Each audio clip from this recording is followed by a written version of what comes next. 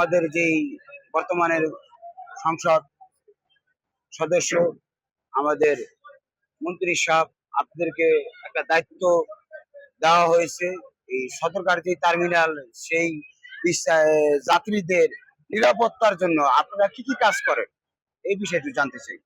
ধন্যবাদ আপনাকে। আপনি দেখতে পাচ্ছেন যে প্রতি বছরের না এবারও গত ৩-৪ দিন থেকে ১৬ তারিখ থেকে বিশেষ করে ঈদ উদযাপন করার জন্য গর্ভখ যাত্রীর চাপ বেড়ে গেছে সদরঘাটে। আমরা বিআইডব্লিউটিএ এবং নৌ পরিবহন মন্ত্রণালয়ের নির্দেশক্রমে আমরা যারা ঘাট পরিচালনার সাথে সংযুক্ত, ঘাটের ইজারাদার জনাব সুমন ভূঁইয়ার নেতৃত্বে আমরা একঝাঁক স্বেচ্ছাসেবক আমরা ভূমিকা পালন করতেছি। প্রায় ২ শতাধিকের অধিক আমরা স্বেচ্ছাসেবক পুরো ঘাট এলাকাতে, শুধু টার্মিনালেই নয়, আপনার টার্মিনালের বাহিরে রাস্তার যানজটকে মুক্ত রাখার জন্য আমরা ভূমিকা রাখছি। যাত্রীরা যেন, দক্ষিণ অঞ্চলের মানুষ যেন নির্বিঘ্নে তারা ঈদ উদযাপন করার জন্য তাদের স্ব গ্রামে যেতে পারে, এর জন্য কার্যকর পদক্ষেপ আমরা নিচ্ছি। আপনারা জানেন হকার একটা অনেক বড় একটা সমস্যা আমাদের এই টার্মিনালে। তো আমরা সর্বোচ্চ দিয়ে হকার মুক্ত করার জন্য সর্বোচ্চ চেষ্টা চালিয়ে যাচ্ছি। আপনারা দেখছেন আজকে কিন্তু একদম আমরা জিরো টলারেন্স, যে কোনো রূপ যেন কোনো রকম হকার এবং ফুটপাত যারা ব্যবসা করে ওনারা আজকে ঈদ পর্যন্ত তারা ঘাটে তারা এই ব্যবসাটা করতে পারবে না, কারণ তাতে যাত্রীদের অসুবিধা হয়।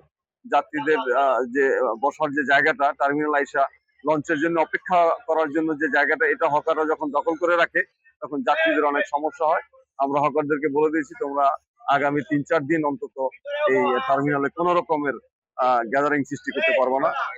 আমাদের ঘাটের ইজারাদার জনাব সুমন ভূঁইয়া এই ব্যাপারে সার্বিকভাবে আমাদেরকে নির্দেশনা দিচ্ছেন, তার নির্দেশ মোতাবেক আমরা আমাদের কার্যক্রম চালিয়ে যাচ্ছি।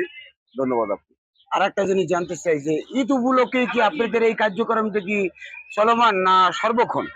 আপনি জানেন যে পদ্মা সেতু হওয়ার পরে সদরঘাটের যে এক সময় দৈনন্দিন যে যাত্রীদের একটা চাপ ছিল, এটা কিন্তু এখন আর নেই। কিন্তু এই ঈদ এবং কোরবানি, এই দুটো উৎসবকে কেন্দ্র করে আপনার এই নৌবন্দরে প্রচুর যাত্রীর একটা চাপ হয়। তখন এই 10 দিন, মানে ঈদের আগে 5 দিন, ঈদের পরে 5 দিন, এই সময়টা খুব গুরুত্বপূর্ণ একটা সময়। এই সময়টা আমরা যাত্রীদেরকে সেবা দেওয়ার জন্য চেষ্টা করি। আর অন্যান্য সময় টার্মিনালে ঘাটে তেমন কোনো গ্যাদারিং হয় না, কারণ তখন যাত্রীদের চাপ একদমই থাকে না, সবকিছু স্বাভাবিকভাবেই চলে। তখন আর কি স্পেশাল ভাবে আমাদের কোনো ওইভাবে অ্যারেঞ্জমেন্ট করার দরকার হয় না।